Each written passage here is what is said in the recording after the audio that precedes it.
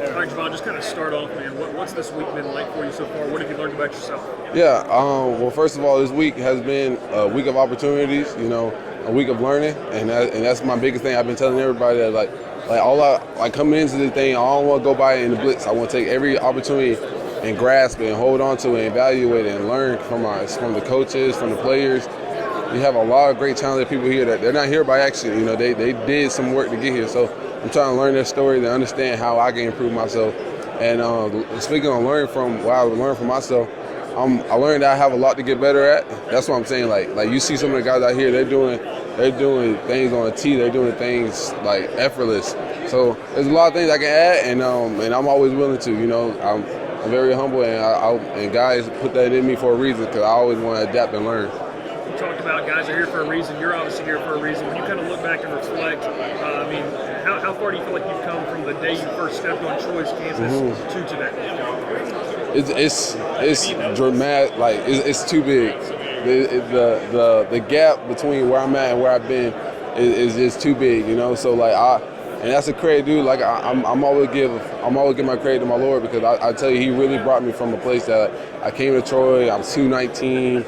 I was still kind of strong, but not as strong as I need to be. So, and that's all I've been for like the past 4 years. I've been getting stronger. I've been getting faster. I've been trying to develop my game a whole bunch to the point it's night and day different between who I was and who I am. And that's a testament to my Lord. Now, obviously, there's a lot of changes going on at Troy, new coaching staff. But for you, to be able to leave it in a place where one of the top group of 5 programs in the country, yes, sir. How do you feel about the legacy that you and that senior class and that veteran group left Troy, and as you move on into your next stage of your career? Yeah, absolutely. So I came into Troy. Troy was known for a really good defense, and we didn't quite just get the job done. It happened, but it just happened for 3 years in a row. And Coach Summerall came in and he put together a group, and he instilled something in us that we held high. Like there was no ifs and about us winning games. That's just what we were going to do. And we practiced hard, we worked hard for it, and that's just it's the fruit of our labor. True, goes back-to-back championships. Everybody just sees the smiles and all the championships, but they don't understand the off season, how hard we work. The meeting, we understand not only playing for somebody beside you that's a stranger, but for a brother.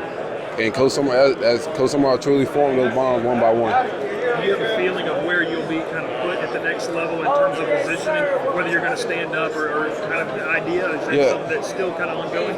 Yeah, I just need an opportunity to show them I can rush off the edge, I can drop in cover, I can be the guy they need to be. So, whatever they need from me, if they need me to play special teams for 5 years, I'm very open. I'm very willing to do anything I got to do to be successful and to help the team. So going forward, you tell me to go play strong safety, I'm gonna do it. So you got a teammate across the room over here that's a handful for a lot of teams to take care absolutely. of. What would you say about him that maybe scouts they need to pay attention to when they look at these running back class? Yeah, a lot of people, I don't know, but Kimani is very electric, and his speed is, I feel like, very not looked at, but he's easily one of the fastest guys I played with and against. So again, I think everybody open their eyes to that.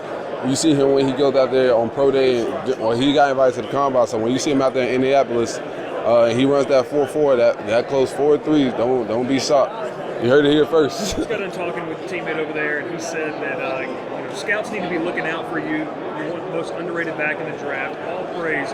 What can you say about Javon Solomon, though, and what he provided for your team and for this Troy program over the past couple of years? Check the stats. That's all I got to say. He led the country in sacks. I don't know what else you need to see.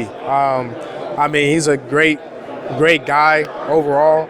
And then he gives all effort when he's on the field. And, to be quite honest with you, he kind of has to do that to be able to lead the country in sacks. Obviously, a lot's going on at Troy since you guys left, new coaching and everything. But what would you say about the way that you guys left the program? Obviously, a very, very veteran group there under Coach Summerall, back-to-back Sun Belt titles. What kind of legacy do you feel like you left there at Troy? I feel like we left a winning legacy.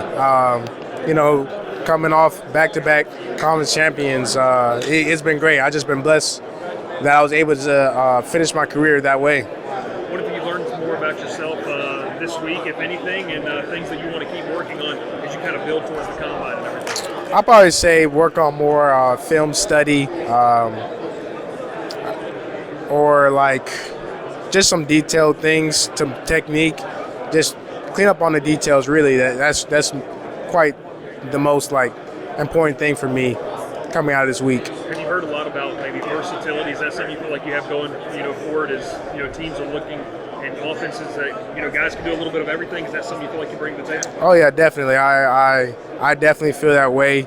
Being a true 3-down back is really important in today's NFL, and I think I really showcased that today in the pass blocking drills and in the one-on-one drills. You talked about in the NFL. I mean, at any point during this week, or as you kind of lead up to this, do you ever kind of take a step back and realize this is a kind of a lifelong dream for you, or is it all strictly business until kind of you hear your name called or you sign that contract? Yeah, I mean it's been a ride this year from the new year so far. I mean it feels like it's flying by. I'm just trying to take it day by day and just trying to just improve every day and just don't take anything for granted. Be where your feet are, and you just don't let the opportunity slip. I know obviously you mentioned earlier to some other guys, you're a Georgia guy, and there's a big calling card. That's the best place to play high school football. How would you feel like it developed you?